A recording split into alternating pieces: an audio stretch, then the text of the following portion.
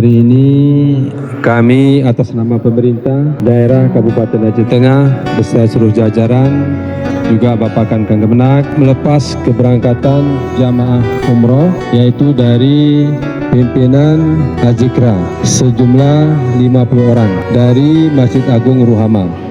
Mari kita mendoakan semoga yang berangkat ini mendapat ridho daripada Allah Subhanahu wa taala, dimudahkan Allah untuk beribadah, dan mari kami juga nanti mohon doanya setelah sampai nanti di tanah suci untuk mendoakan kami juga yang tinggal di Aceh Tengah dan juga ada dari Kabupaten Bandar Muria.